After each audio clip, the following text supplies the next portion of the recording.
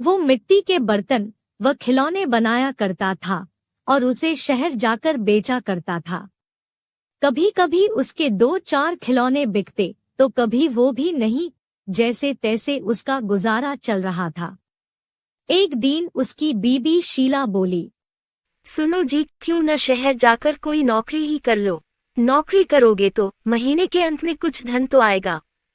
बीवी की बात सुन अब सोहन को भी ऐसा ही लगने लगा था, पर उसको मिट्टी के खिलौने बनाने का बहुत शौक था, लेकिन हालात से मजबूर था। बात तो तुम सही कह रही हो, पर कैसे उस हुनर को छोड़ दूं, जिसका नमक हम लोग अब तक खाते आए हैं।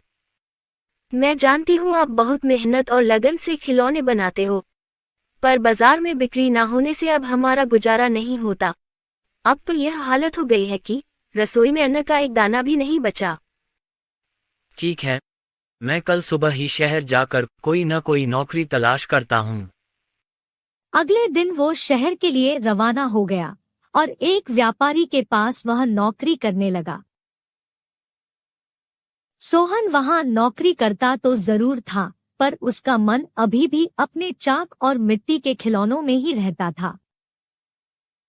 समय बीतता गया। एक दिन शहर में जहां वह काम करता था, उस मालिक के घर पर उसके बेटे निखिल का जन्मदिन था। सब महंगे महंगे तोहफे लेकर आए। सोहन ने सोचा, क्यों ना मैं मिट्टी का खिलौना बनाऊं और बच्चे के लिए लेकर जाऊं, वैसे भी हम गरीबों का तोहफा कौन देखता है। यह सोचकर वह मिट्टी का खिलौना बनाया और बनाकर जन्मदिन पर ले गया। जब दावत खत्म हुई तो निखिल की नजर उस मिट्टी के खिलौने पर पड़ी। उसे वो हाथ में उठा लिया और खुश होकर और भी बच्चों को दिखाने लगा। खिलौना सभी बच्चों को बहुत पसंद आया और जिद करने लगे कि उनको भी वैसा ही खिलौना चाहिए। यह सब देख सभी मेहमान एक दूसरे की तरफ देखने लगे और एक ही बात पूछने लगे, अरे वाह, इतना शानदार तोहफा कौन लाया है? इतना महंगा तोहफा ये किसने लाया होगा? ये खिलौना तो शायद आपका नौकर सोहन लाया है। इतना सुनते ही सब हैरान हो गए। सभी एक दूसरे का चेहरा देखने लगे।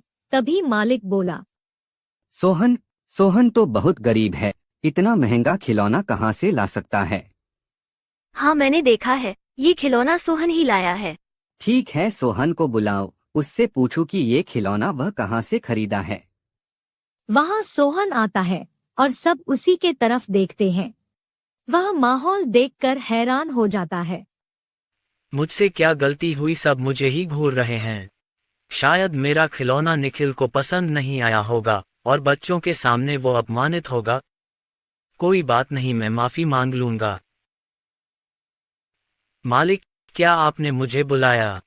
हाँ सोहन, क्या यह खिलौना तुमने दिया है? हाँ मालिक। तुम यह खिलौना कहाँ से लेकर आए हो और इतना महंगा तोहफा तुम लाए कैसे?